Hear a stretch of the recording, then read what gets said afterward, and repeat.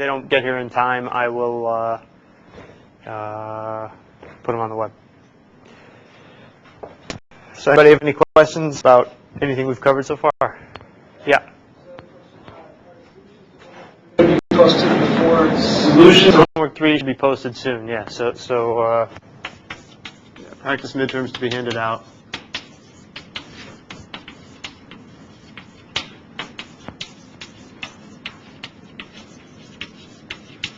There's 2 of them, and solutions to homework 3 will be posted soon. I asked the TA to make some corrections to them before posting.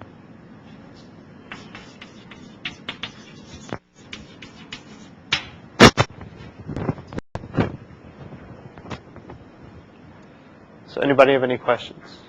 Otherwise, I can just sort of run through the topics of import. No questions? Yeah, George. I don't think this is already done. I can tell us what your second exam and what composition. Oh. Well, okay, I can tell you. There's the exam. There's going to be 3 questions, and they're all network related. So nothing about flipping coins or anything of that sort. Okay, if I was to say at a very high level what's important,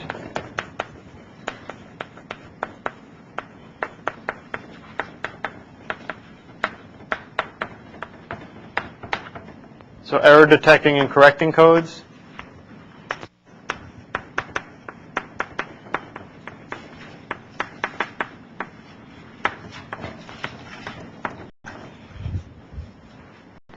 Right, and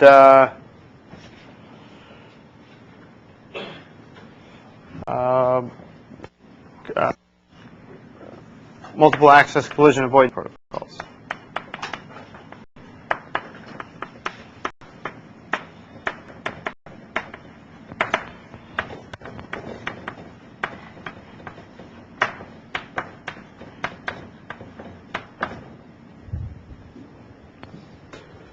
All we covered, right? 2 topics. And if you're going to break them up,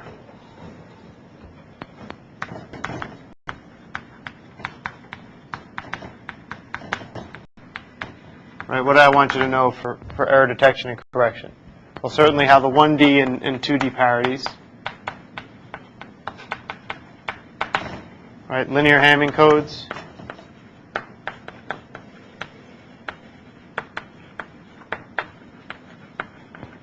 And the idea behind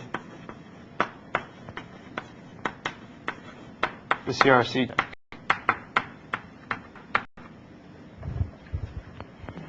Right?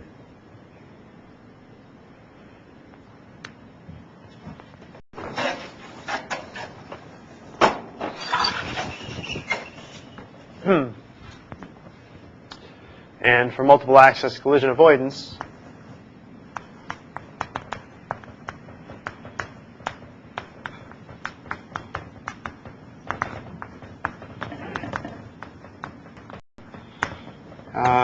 you need to know aloha, slotted aloha. What happens if you do carrier switching? What else? CDMA. And switch/hub.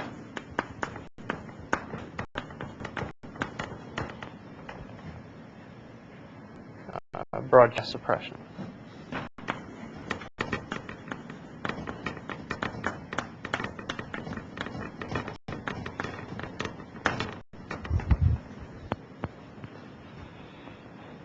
I think that's everything, right?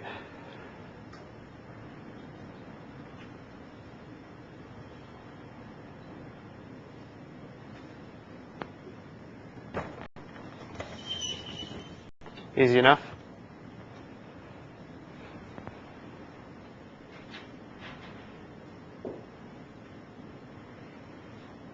Any questions on any of the material?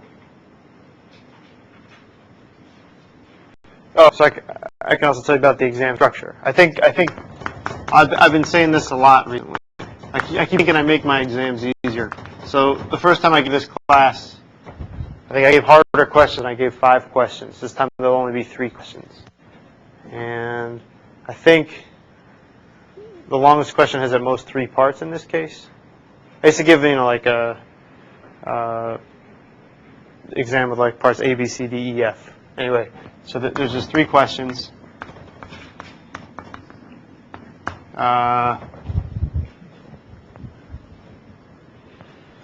So 2 topics, right? 2 topics, 3 questions. I mean, there'll obviously be one of each. And you'll obviously see or use memoryless property,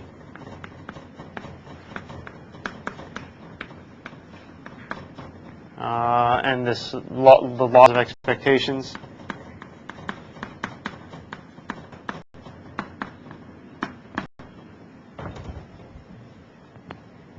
Right, this E of the sum equals sum of the E.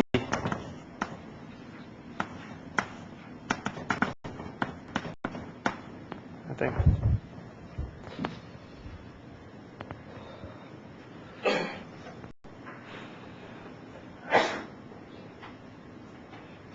Like I said, I usually take a problem and twist it. I didn't really this time. I didn't twist them that much. Meaning, I really try to test the underlying understanding. This time I didn't get that tricky. But still, I think you need to understand what's going on more than just the formulas. Right? There's still enough of a twist. If you just use formulas when solving these problems, it won't help.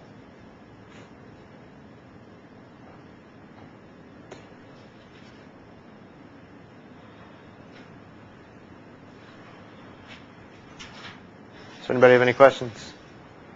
Yeah. Material. Is the probability using slotted aloha? Is the probability that you're going to transmit in the next slot 1 minus e to the negative lambda t, or just e to the negative lambda t? And It's slotted aloha. Yeah, okay. So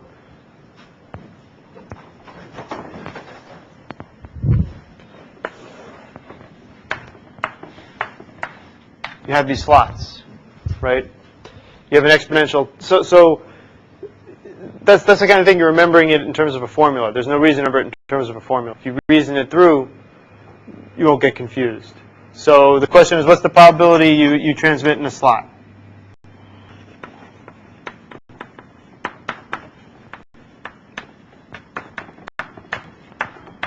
In slot I. Okay, that means that its timer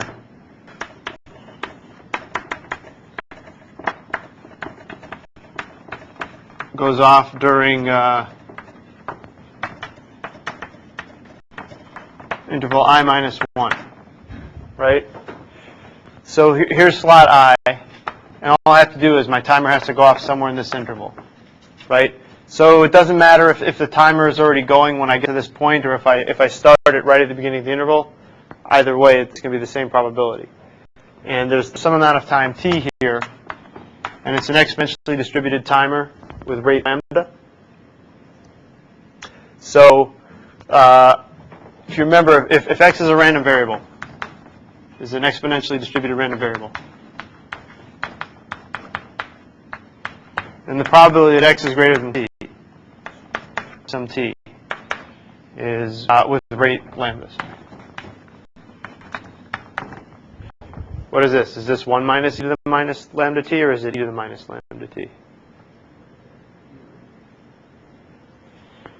E to the minus lambda t. How can you verify that to make sure?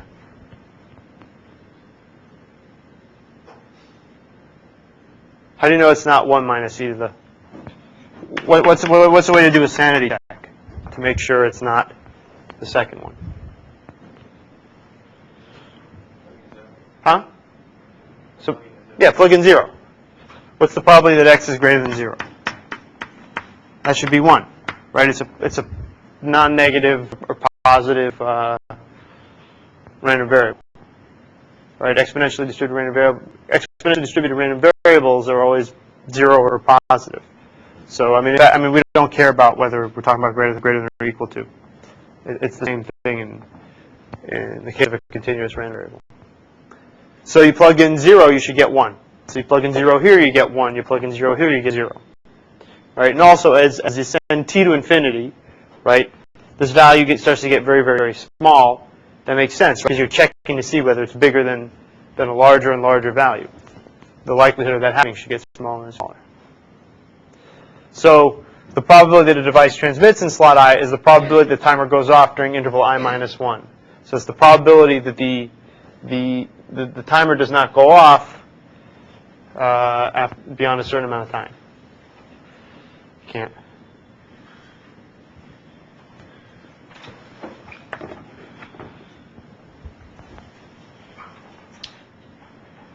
Okay?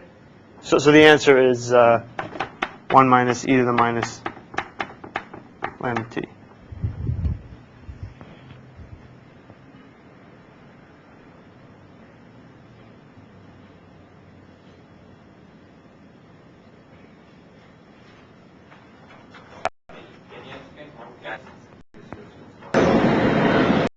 How is carrier sensing used in slot aloha? Carrier sensing, well, unless you're doing something funny, like on question 3, on question 2 on the homework.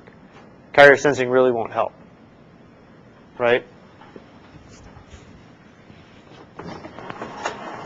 So are you asking about question 3? Oh, sorry, the question on the homework, how it helped? Okay, it actually turned out to be, if you were going to show that mathematically, it turned out to be much harder than I wanted it to be. But the question was, you had 2 devices, right? And okay, again you have these slots. And device S, when it sends a packet, it would send it for 1 slot, and device T, when it sends a packet, would send it for 2 slots, right? Or, I think that's how I had it, right? So if device T senses the line, that doesn't do it any good. If it sees S is transmitting during this slot, it tells it no information about what's going to happen in the next slot, right? So device T sends device T's packets take up 2 slots. Device S packets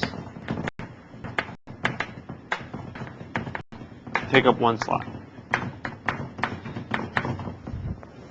Okay, so if device T senses the line,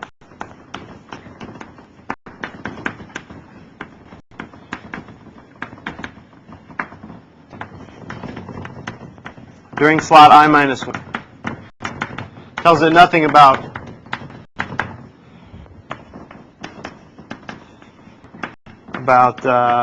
whether S will transmit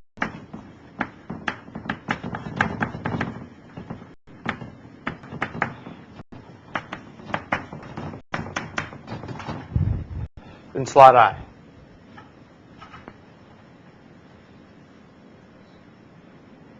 Right? But if device S senses the line,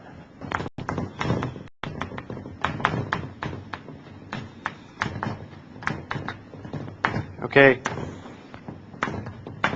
So suppose device S senses the line, and it sees that device T is transmitting, right? Well, this might be the second half of device T's packet, or it might be the first half, right? And so imagine, I mean, the way to argue it intuitively is imagine that device T very rarely sends a packet, right? 1 out of a million slots it decides to send a packet, right? Then if you sense that device T is transmitting, there's almost a 50% chance, or there's a little, even more than a 50% chance, that it's the the first half of the packet, and so there's about a 50% chance that it will be transmitting in the next slot. Okay, that's the intuitive reason why why it makes a difference. And you can work through the math to. I mean, it's long and messy. It was harder than I wanted it to be. Yeah, Ben. And why can't it sense every slot and then be able to tell whether it's the first slot or the second slot there? So what if S, I see what you're saying, so suppose S could sense this all the time. That's true. So that's how you did the problem? All right. Fine. I mean, right. So if S remembered what it sensed the previous slot, and if it could distinguish between, if the sensing mechanism could distinguish between the first half of the packet and the second half of the packet. All right.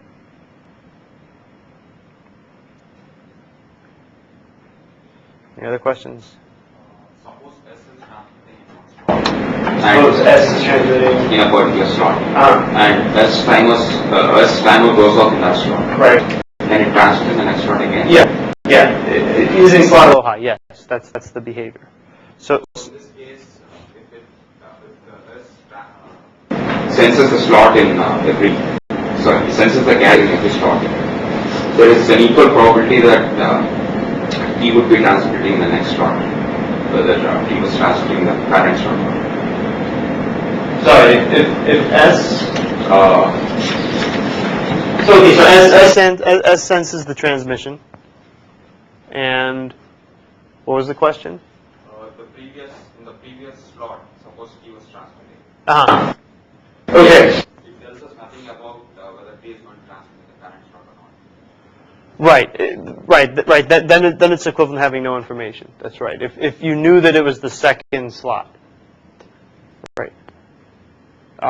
Assuming that if T's, so now it depends a lot on the behavior of T's protocol. So we're going to assume that, if T's timer goes off, suppose T is transmitting a packet over these two slots.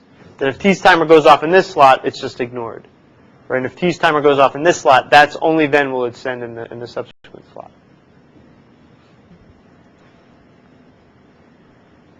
Okay.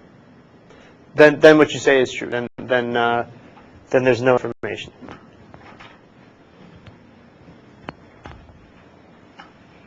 I'm sorry, either way there's no information.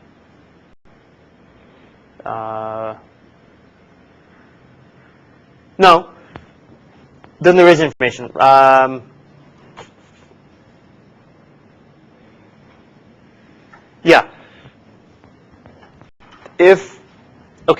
Suppose T's protocol is that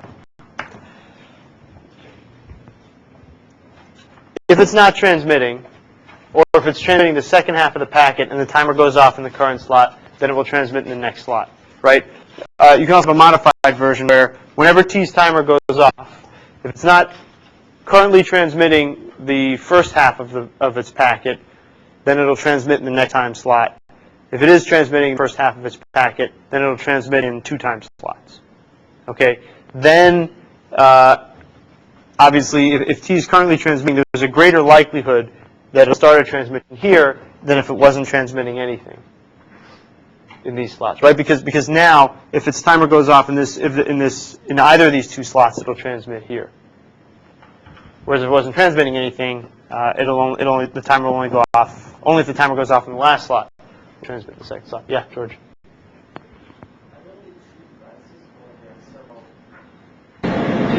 In this problem, there were only 2 for the one we had in the homework.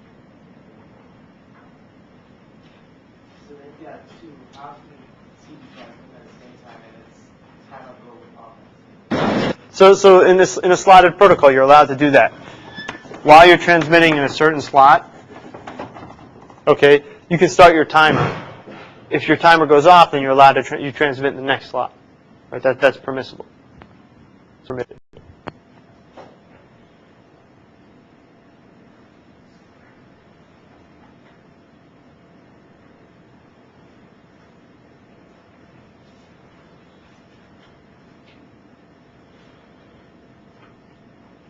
Okay. No other questions? No topics people want me to go over specifically?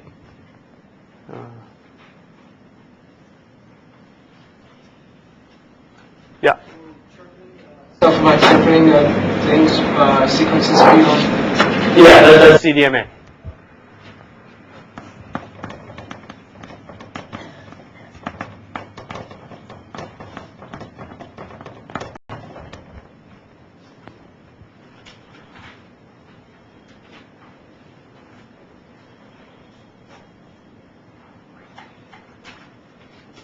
You're free to ask anything. You want me to go over a topic,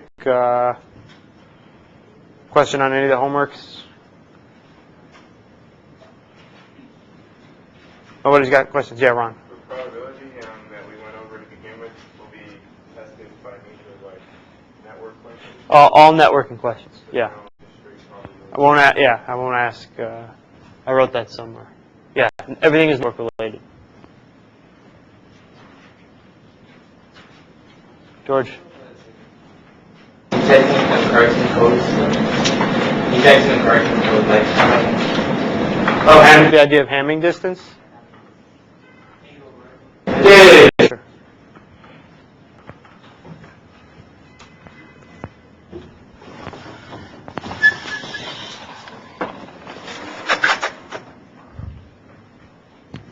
You got all this down?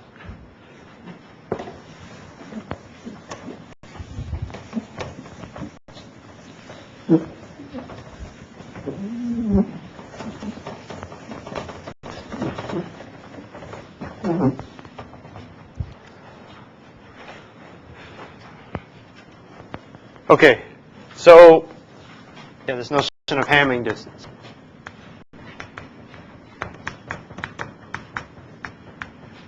Has to do with the idea of valid code words.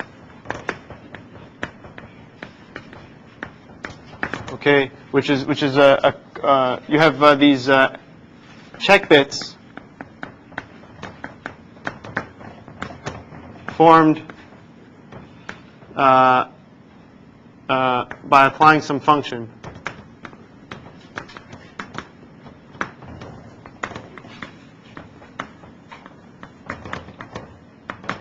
to the data bits, right? Like C1 equals D1 XOR D2 XOR D4, something like that, right? And that this way, now when you send some data, D1, D2, D3, D4, and you send some corresponding check bits, C1, C2, C3. Data bits you can pick arbitrarily, but then the check bits have to satisfy a certain property. Like, so if this one is D1 XOR D2 XOR D4, its check bit would have to be 1, right? So you get some, I don't know, whatever C2 and C3 are, and this is a valid code word. Right? And if this first bit was not a 1, it would be an invalid code word. Right? Okay, so for instance here, we have 2 to the 7 possible code words,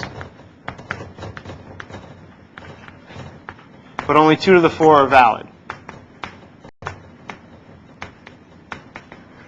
Right? Because I can choose, there are 7 bits, I can choose them in any arbitrary fashion, so there's 2 to the 7 possible combinations, but when I choose whenever I pick these 4, it sets these 3. So I can choose these 4 arbitrarily, that determines what these 3 are going to be.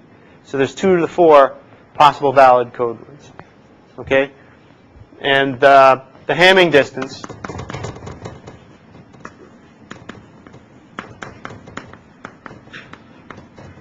of a code is the minimum number of bits that need to be flipped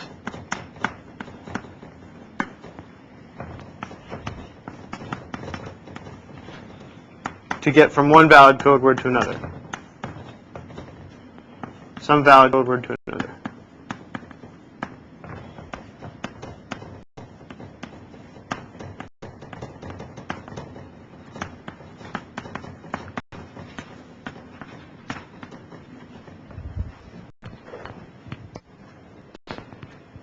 Okay?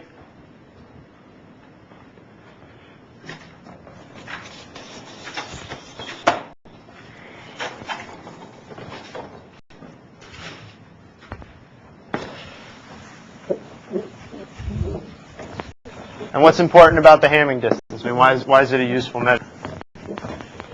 A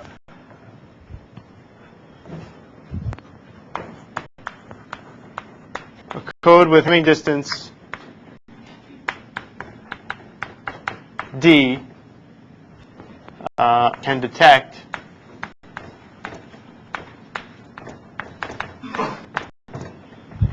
less than D bit flips.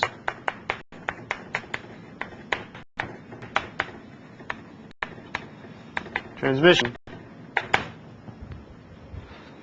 and can correct, I think it's D minus 1 over 2 ceiling.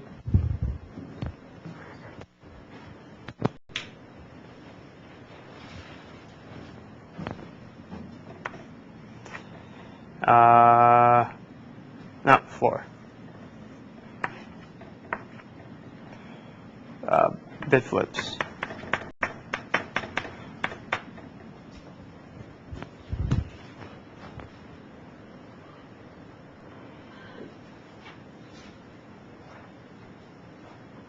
Yeah.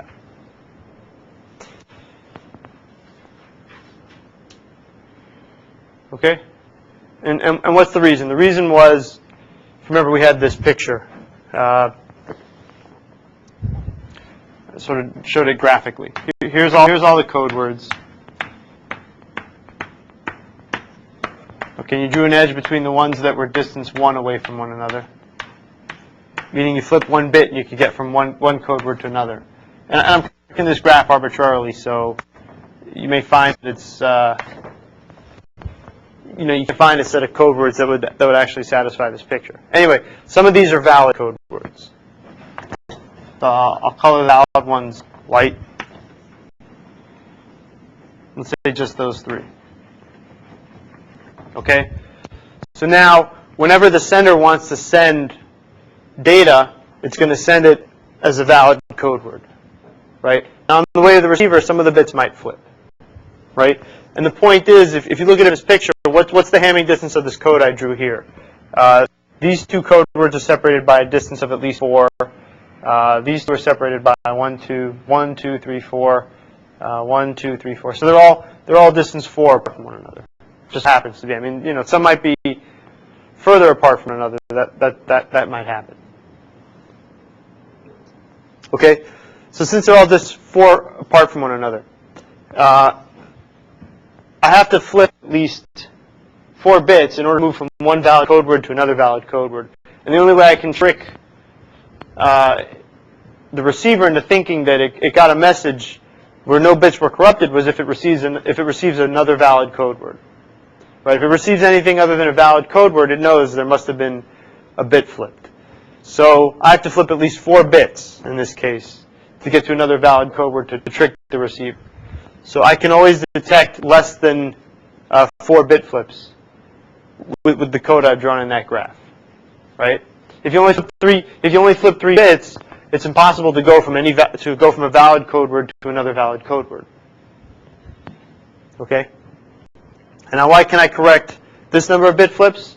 Well, my correcting routine is if I find myself at an invalid code word, I'll always move back to the closest valid code word. Right? So if I flip this number of bits, what that's basically saying is if I start at some valid code word, I'm only allowed to move a number of hops that's less than halfway toward another valid code word.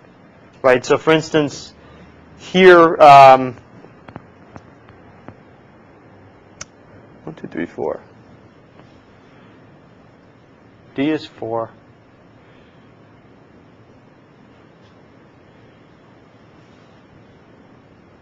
It is the ceiling. I'm sorry. I can correct that number of bit flips. Huh? I think it's ceiling. Because so for instance, in this case, with a Hamming distance of 4. If you hop 2, then you're in the middle. You don't know which way to go. 1, 2. Ah, yeah, you're right. Right. So what this is saying is a code with hand distance 4 can always correct a single bit flip. Okay, because if I flip one bit, I'm still closer to the valid code word than to any other, the valid code word I started with than to any other valid code word. Okay, so if I flip one bit, I get this code word, I'll know to go back here. If I flip 2 bits, I'm not sure which code word was the valid code word. If I flip 3 bits, my correcting routine will actually move me to the wrong code word. So I'll correct it the wrong way. So as long as fewer than this number or fewer bits are flipped, when I do the correction routine, it'll bring me back to the right code word.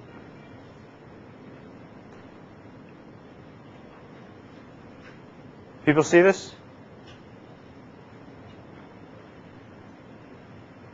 Okay.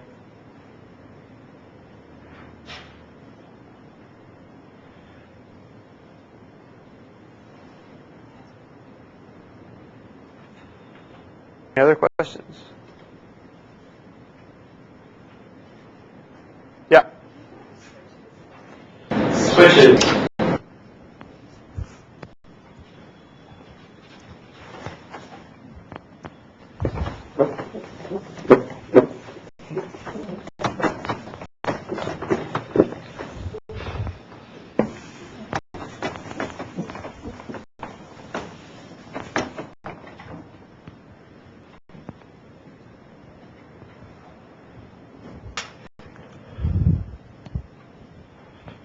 Right.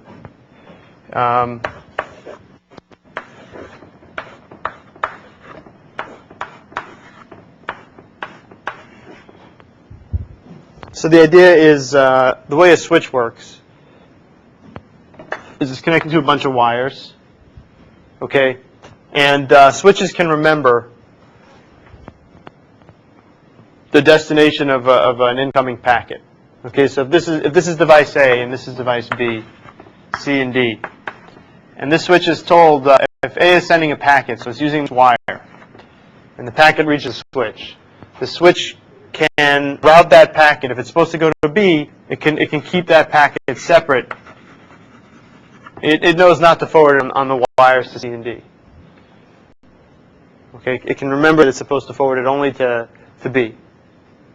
Okay, and so that allows for A and B to simultaneously communicate while C and D are also communicating. I mean, the switch is able to keep the transmissions separate. Okay, so sometimes that works, sometimes it doesn't. For instance, in the example in the homework, let's see, I think things were connected.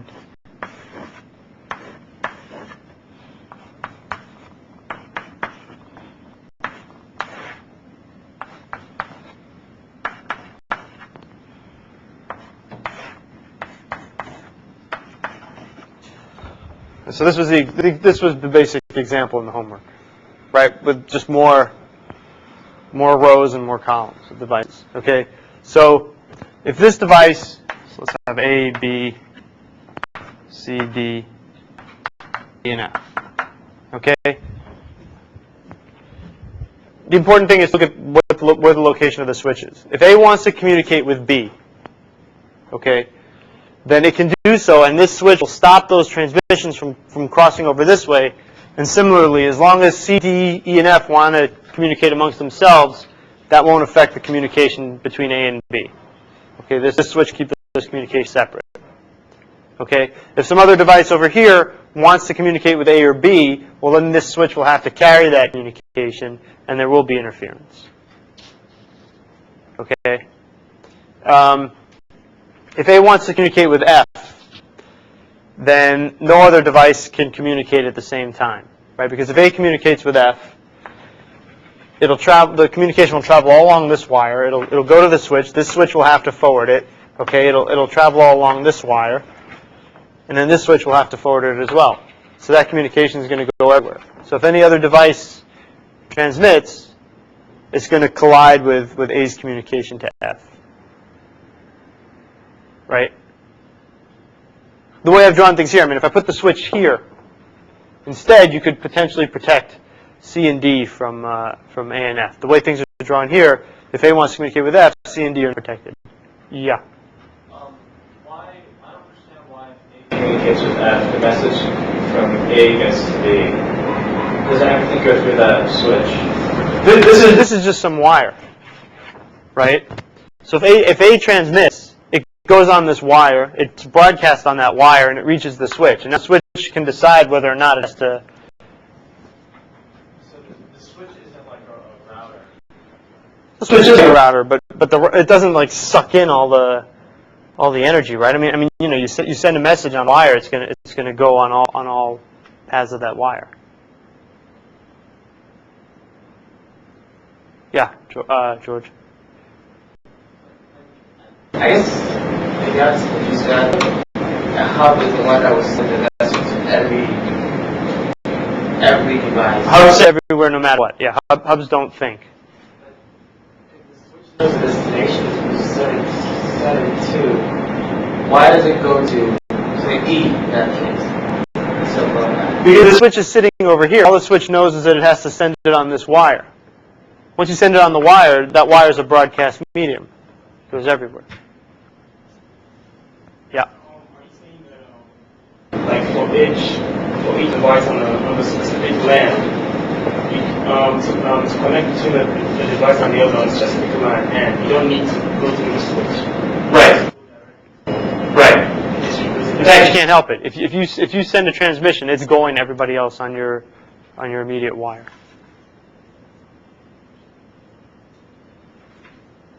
Yeah, Ron. Later, so I was just trying to understand this problem about the use of the slotted protocol. I mean, do you even need to have any knowledge of the picture to do the solve, it seems? Because it just seems like it's just a slotted protocol. You need to, everyone transmits during a particular time t. I mean, if you want to transmit, you have to be working in a particular t, so it almost seems like it doesn't matter. Yeah, the picture is very important.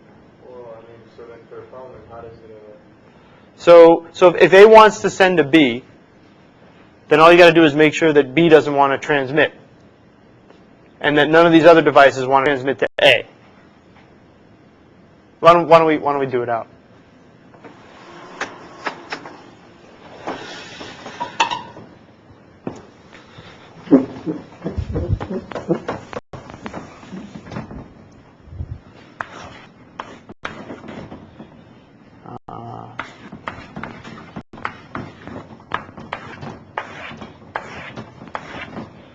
Looks something like this, right?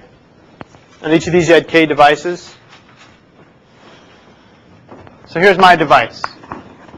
So suppose my device wants to send to some other device on the same LAN. Okay? Well, I'm going to transmit with probability P. Okay? In order for my transmission to be successful to this device, nobody else on this LAN is allowed to transmit. Right?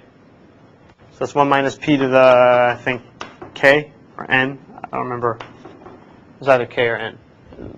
N devices on the line? Huh? Okay, K LANs, yeah. So it's 1 minus P to the N. No other device on this line can transmit. And now, all these other devices, it's okay if they transmit as long as they don't transmit to somebody on this LAN over here. Right? If they transmit amongst themselves, then the switch will protect me from getting their transmission, if it even gets that far. I mean, if this device here decides to transmit to this device over here, this switch will carry it, this switch will carry it, this switch will not carry the transmission. Right? So it's protected. So of the other K times, N times K minus 1 other devices, okay, there's N times K minus 1 other devices, they can either not transmit, or if they do transmit, they're allowed to transmit to the other N times K minus 1 possible destinations. So N times K minus 1 over NK destinations total. I'm not raising this to a power. It looks like that.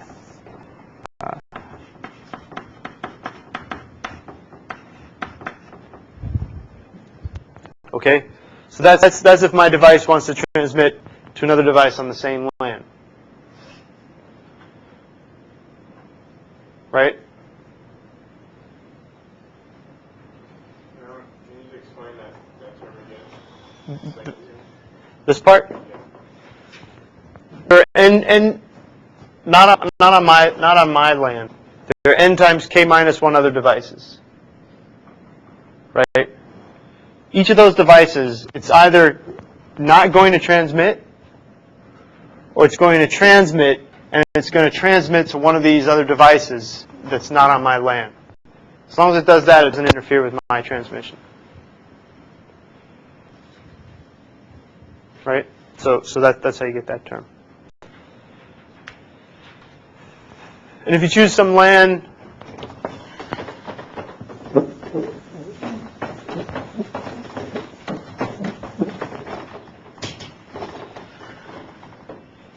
suppose my device now, suppose I want to communicate with this device. So let's number these LANs. This is 1, 2, I don't know, let's call this one L. Okay? If my device wants to communicate with a device on LAN L, then none of these other devices on LANs 1 through L are allowed to transmit, right? And the devices on LANs L plus 1 up to LAN K, they still have, if they're going to transmit, they have to do so amongst themselves. Otherwise they'll collide with my transmission. Do you see this? Okay, so then the probability is just I transmit, and nobody else on my LAN or any of these first L LANs is allowed to transmit. So that's 1 minus e to the ln, sorry,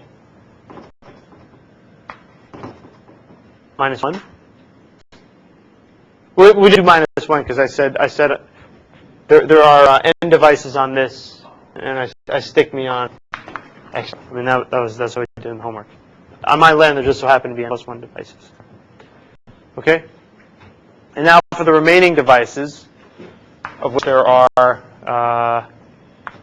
n times k minus L. Okay. Each of them can either not transmit, or it can transmit, but it has to stay on these k minus L LANs.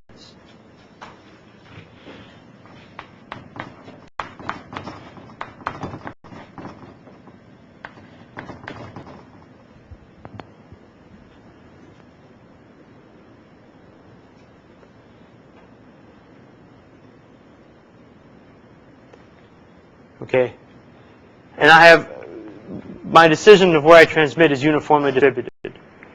Right, so I'm equally likely to send to any other device. So with probability 1 over k, I'm going to transmit to. You choose any LAN with probability 1 over k. That's the LAN I transmit to. So the final answer is p times 1 over k times the sum I equals. Where are we going from?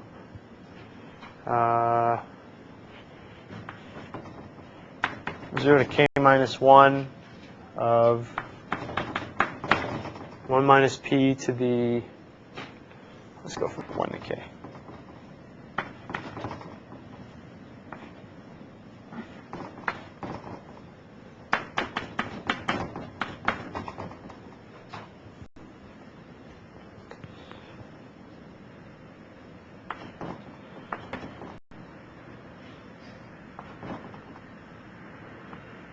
Let's do 5 equals 0 to k minus 1.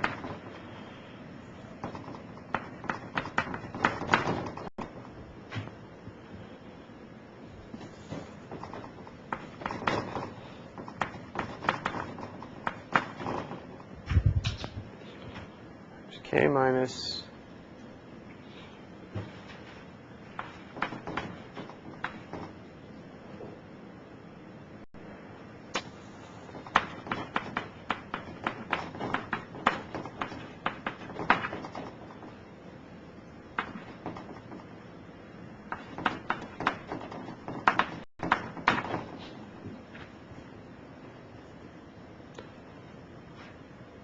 okay, and then we're taking the conditional probabilities. You divide out by the p. You'd be given that I transmitted.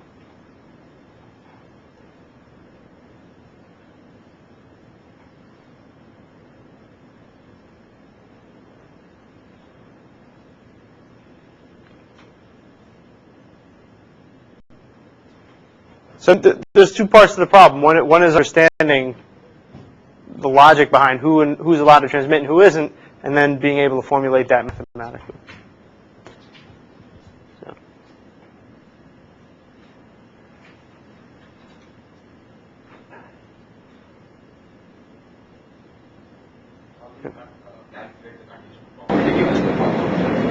How do you calculate the conditional probability given? Because the problem asks us to find out what is the probability of successful transmission given that Oh yeah. So this what I wrote here would be just the probability. If you're going to condition, well, what you're going to this is the probability that a device 1 transmits and is successful. Right, and to get the conditional probability, just to divide by the probability device 1 transmits.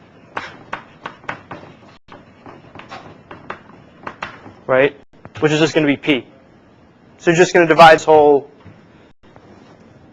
equation by p. So the p just drops out. So it is independent of the probability of device. Yeah.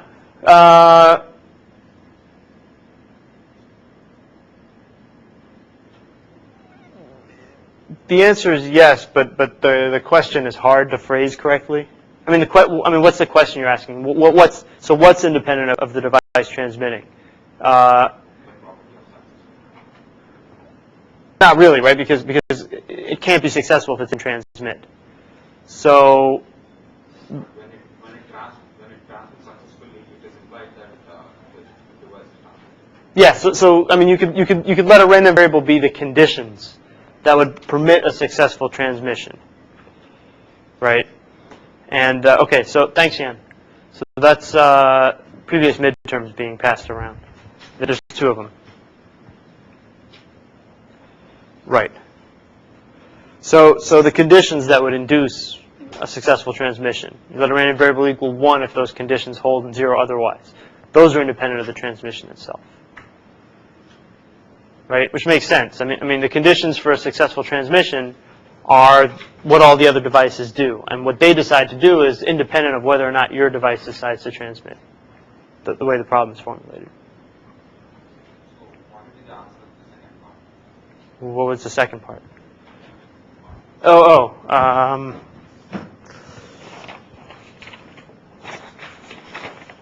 Suppose device D reduces the probability of transmission to P over N. Well, what do you think the answer is? Has no effect. Yeah. Yeah. Right. Instead of this being P, it would be P over N. And then you would divide out by P over N at the same value. Right. Has no effect. Why did you go from 0 to k minus 1 instead of 1 to k? Doesn't matter, right? I mean, you had to pick an index. You have K. Yeah. There are K lands, right? So you just have to count K times. So you could go from 0 to k minus 1 or from 1 to k. Just have to be careful about whether this is I. If I went from 1 to k, this would be I instead of I plus 1. This would be I minus 1 instead of I. Right? It's arbitrary, but you have to iterate over k values. So why did you divide out by k? Because each term in this sum assumes I'm transmitting to a particular LAN. And the probability that I'm transmitting to that LAN is 1 over k. Right? Yeah. Well, someone over here had a question? Okay. The index goes from 0 to here, the power term, and then k minus I minus 1. K minus I minus 1. Yeah.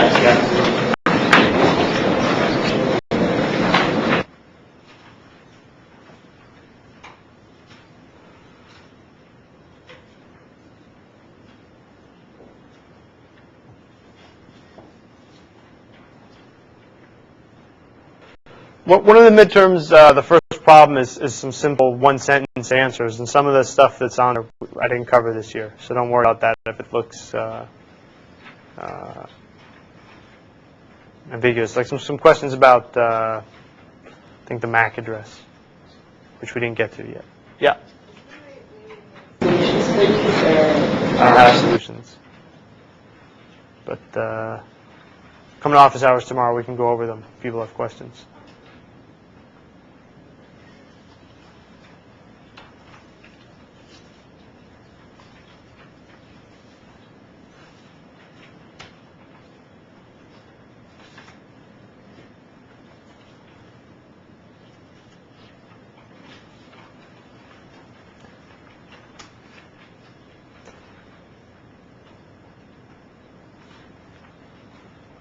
Yeah, George. The last one, does each line have n+1 divided, so only the first one has it? Only the first one had n+1. Every other is minus 1.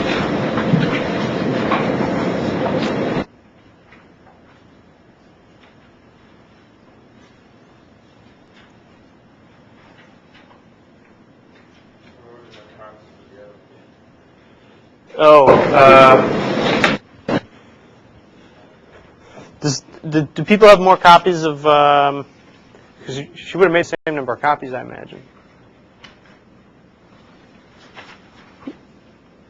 So there's one from, and I run this over the summer. So there's one from this past summer, and there's one from the first year I taught it. So who doesn't have a copy of either of the exams?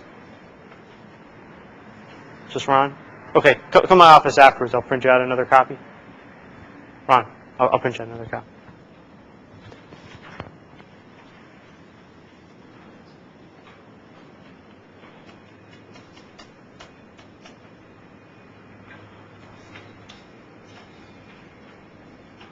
Any other questions?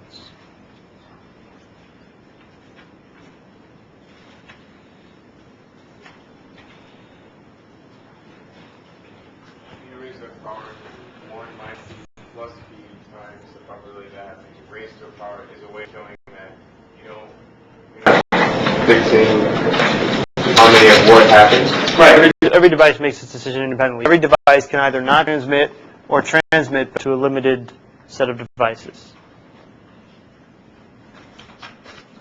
Right, so you're not requiring that they all transmit or they all not transmit.